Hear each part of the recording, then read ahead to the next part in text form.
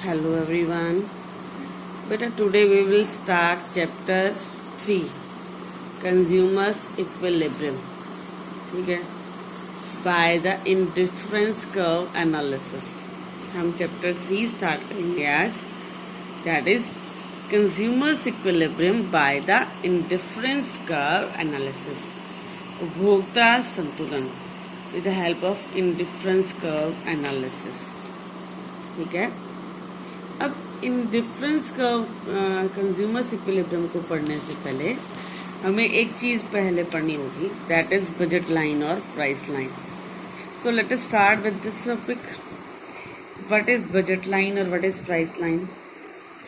Budget line is that line which shows various combination of two goods which can be purchased by given income or given prices. Budget line or price line is that line which shows various combinations of two goods which can be purchased by given income or given prices. बेटा हमने PPC में भी पढ़ा था ये कि हम ये मानते हैं कि इकोनॉमी के अंदर हमारे दो ही गुड्स हैं. अब बजट लाइन में भी हम ये मान रहे हैं कि हम केवल दो ही गुड्स को परचेज कर रहे हैं. ठीक है, ये हमारी इकोनॉमी में दो ही गुड्स हैं. ये हम अपनी जो प्रेजेंट इनकम है उनसे हम दो ही चीज़ों को परचेज कर सकते हैं. बाय गिवन इनकम, जो हमारी इनकम है उसमें हम केवल दो ही चीज़ों को खरीद सकते हैं. बाय गिवन प्राइस, जो हमें प्राइस दिया गया है. ठीक है, let us start with the schedule. Let income is ₹100. Income जो है हमारी 100 रुपीज़ है बेटा. राइस क्या है बेटा? हमारे राइस है हमारे 20 रुपीज़ पर केजी. चावल जो है हमारे वो 20 रुपये प्रति किलो. और वीट जो है वो बेटा हमारी 10 रुपीज़ पर केजी है. ठीक है, राइस 20 रुपीज़ पर केजी और वीट जो है बेटा वो 10 रुपीज़ पर केजी. अब इनकम गिवन है हमारी, इनकम गिवन है हमारी. इनकम कितनी है बेटा?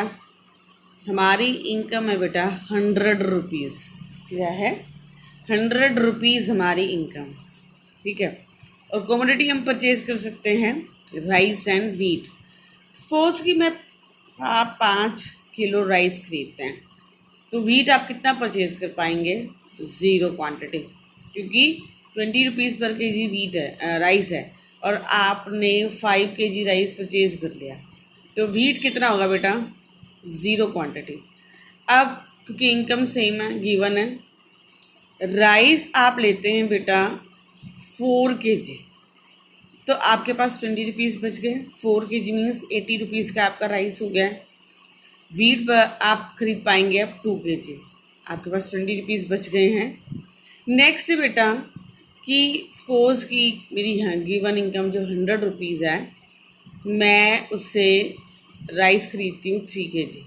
अब 3 केजी राइस खरीदने पर कॉस्ट हो जाएगी 60 रुपीज़, तो बचे 40. अब 40 रुपीज़ से मैं खरीद सकती हूँ 4 केजी वीट. गेहूँ जो मैं वो 40 रुपीज़ के खरीद सकती हूँ.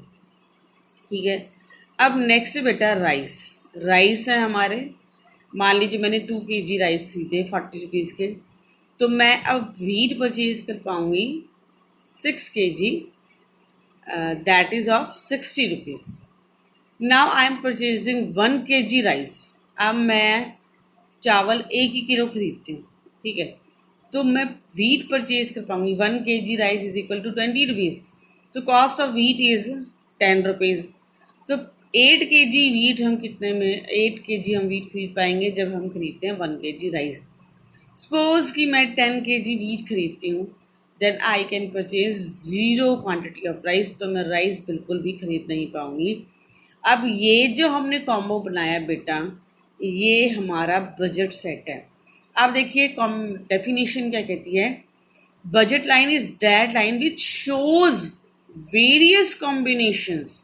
मतलब ये नहीं हम एक कॉम्बिनेशन को शो कर रहे हैं, हम वेरियस कॉम्बिनेशंस को शो कर रहे हैं कि अगर चावल 5 किलो ले रहे हैं तो गेहूँ 0 क्वांटिटी, और अगर चावल 0 क्वांटिटी ले रहे हैं तो हम गेहूँ 10 किलो खरीद सकते हैं. Various combination of two goods which can be purchase by given income और given on given prices. Given income के ऊपर गिवन प्राइसेस पे हम अलग अलग या दो कमोडिटीज़ के कितने कॉम्बिनेशन परचेज कर सकते हैं, ये हमारी बजट लाइन और ये शेड्यूल हमारा बजट सेट कहलाता है। Now we will move to budget line. अब हमने एक्स एक्सिस पे ले लिया बेटा राइस को और वाई एक्सिस पे ले लिया बेटा हमने व्हीट को। ठीक है, एक्स एक्सिस पे हमारे राइस है और वाई एक्सिस पे हमारी व्हीट है। जब हम 0 kg व्हीट लेते हैं बेटा तो हमारी राइस आती है 5 kg। ठीक है, जब हम 2 kg व्हीट लेते हैं तो हमारी राइस लेते हैं हम 4 kg। जब हम 6 kg व्हीट खरीदते हैं तो हम 2 kg ले सकते हैं राइस को। जब हम 8 kg व्हीट खरीदते हैं तो हम 1 kg खरीद सकते हैं राइस को। और जब हम 5 kg राइस खरीदते हैं तो हम व्हीट 0 kg खरीद पाते हैं। तो ये जो अब हम इन पॉइंट्स को मिला देंगे तो ये जो लाइन हमारी बन गई है बेटा, ये बन गई है हमारी बजट लाइन। ठीक है, ये बजट लाइन बन गई और बजट लाइन के अंदर का जो एरिया है उसे हम कहते हैं फेसिबल और अटेनेबल। बजट लाइन के अंदर का जो एरिया है बेटा, ये जो एरिया है इसे हम कहते हैं फेसिबल एंड अटेनेबल। और बजट लाइन के बाहर जो एरिया है बेटा उसे हम कहते हैं अनफेसिबल और नॉट फेसिबल और अनअटेनेबल। नॉट फेसिबल और अनअटेनेबल क्योंकि ये जो चीज़ है यहाँ पर हम नहीं पहुँच पाएंगे, ये क्योंकि हमारी जो प्राइसेस हैं उससे मैक्सिमम कॉम्बिनेशन क्या है कि अगर हम व्हीट 10 kg खरीदते हैं तो हम राइस 0 kg खरीद पाएंगे, और अगर हम राइस 0 kg खरीदते हैं तो हम व्हीट 10 kg खरीद पाएंगे। अगर हम 5 kg राइस खरीदते हैं तो हम 0 kg व्हीट खरीद सकते हैं, और अगर हम 10 kg व्हीट लेते हैं तो हम 0 kg राइस खरीद पाएंगे। अब ये जो पोर्शन है ये फेसिबल है, यानी कि यहाँ हम पहुँच सकते हैं क्योंकि ये कम। अब अगर हमारी जो हम बजट लाइन से बाहर जाते हैं तो ये अनअटेनेबल है, ये हम पहुँच ही नहीं पाएंगे। इसके लिए हमें कोई कर्जा लेना पड़ेगा या हम फाइनेंस करवाएंगे तब हम इस पोजीशन पे आ पाएंगे। ये अटेनेबल है फेसिबल और ये अटेनेबल नहीं है। ठीक है, अब बेटा ये है, नेक्स्ट हम पढ़ते हैं स्लोप ऑफ बजट लाइन। अभी हमने देखा slope of budget line is negative. Budget line का जो स्लोप होता है वो नेगेटिव होता है px by py। Slope of budget line is minus px by py, क्योंकि जब हम एक ही क्वांटिटी को इंक्रीज करते हैं बेटा तो दूसरे की क्वांटिटी हमारी डिक्रीज हो जाती है। एक ही क्वांटिटी इंक्रीज करने के लिए हमें दूसरे की क्वांटिटी को डिक्रीज करना पड़ता है। Why budget line slopes downward. Downward क्यों होता है?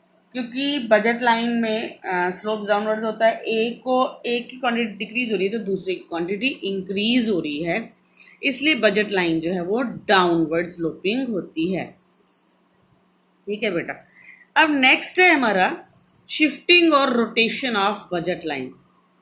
शिफ्टिंग और रोटेशन ऑफ बजट लाइन।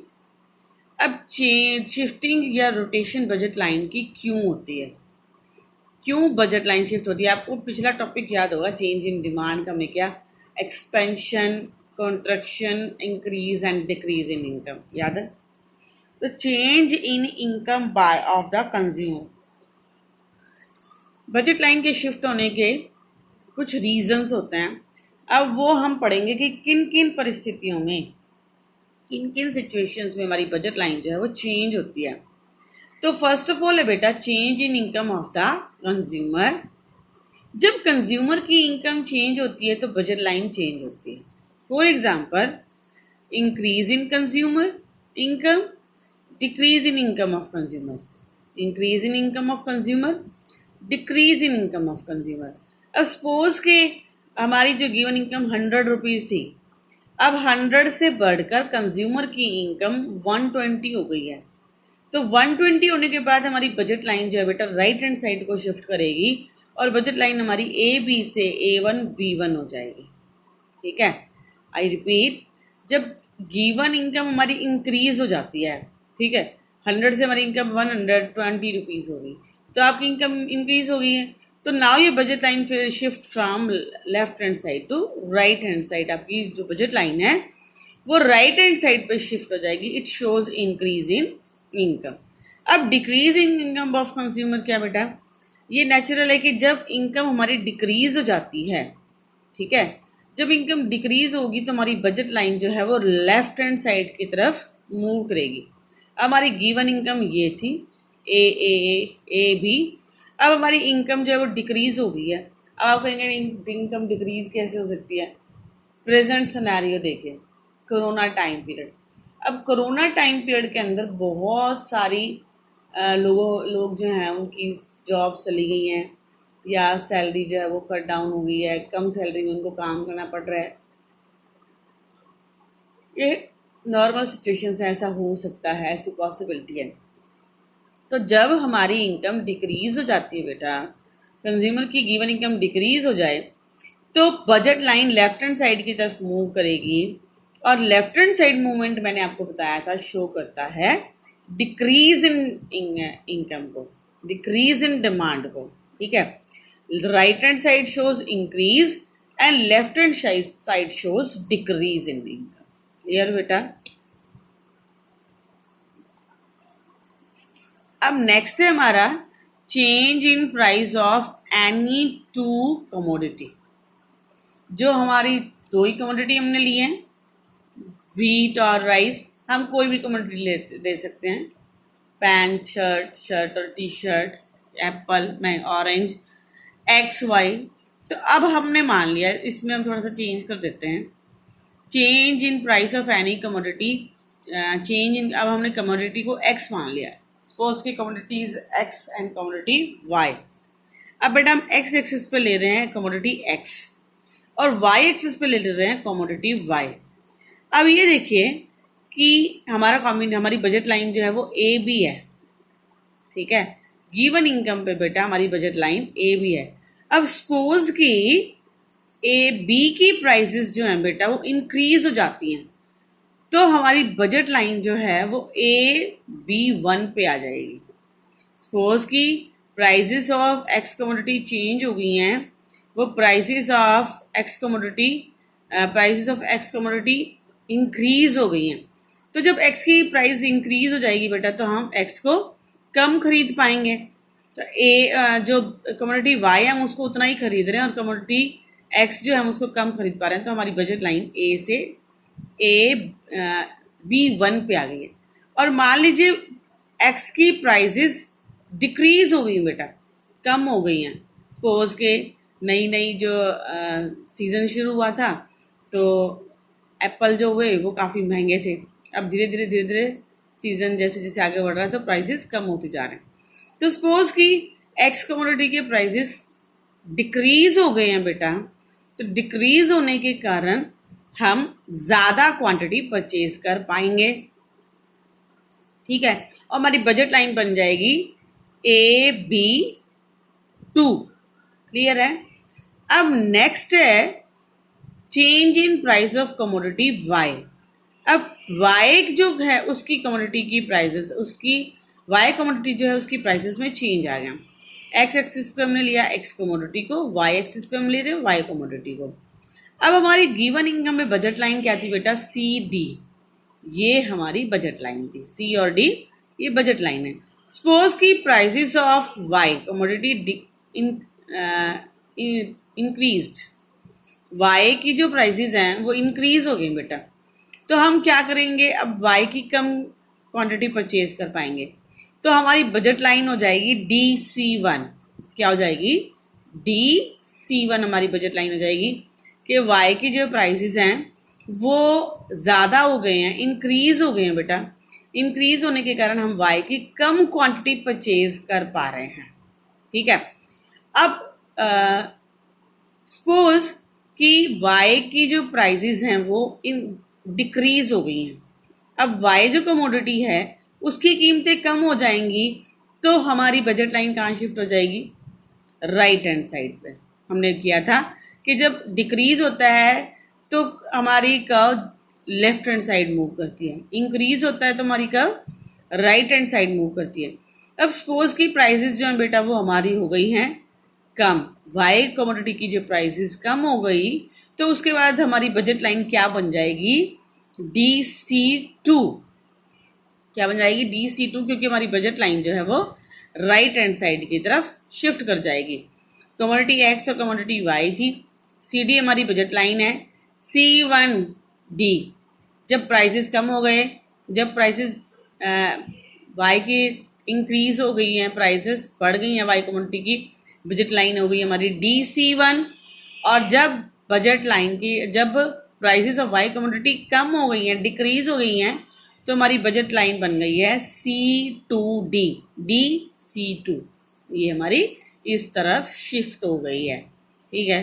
तो दो कारण होते हैं, एक तो change in income of the consumer और दूसरा है बेटा change in the price of any commodity. अब कल हम करेंगे कंज्यूमर्स इक्विलिब्रियम की डेफिनेशन, मीनिंग। वैसे मैं आपको इन शॉर्ट बता देती हूँ कंज्यूमर्स इक्विलिब्रियम क्या होता है। बेटा इक्विलिब्रियम वो सिचुएशन होती है जो हमें चेंज नहीं हम जिसमें करना चाहते हैं, वो सिचुएशन जिसमें हम फुली सेटिस्फाइड होते हैं, हम उससे बाहर नहीं निकलना चाहते, हम उस पर पूरा संतुष्ट, हम उससे मूवमेंट नहीं करना चाहते। Ability to absence of ability to change, यानी कि एब्सेंस एबिलिटी टू चेंज, हम उसको चेंज नहीं करना चाहते, हम फुल्ली सेटिस्फाइड हैं, वो कंडीशन हमारी कंज्यूमर्स इक्विलिब्रियम होती है बेटा। When we are fully satisfied and there is no chances of changes, that condition is known as consumer's equilibrium. Clear है बेटा? वो कंडीशन जिसमें हम कोई चेंज नहीं करना चाहते हैं, वो कंडीशन हमारी कंज्यूमर्स इक्विलिब्रियम कहलाती है। उसको हम नेक्स्ट क्लास में करेंगे। आज हमने बजट लाइन किया।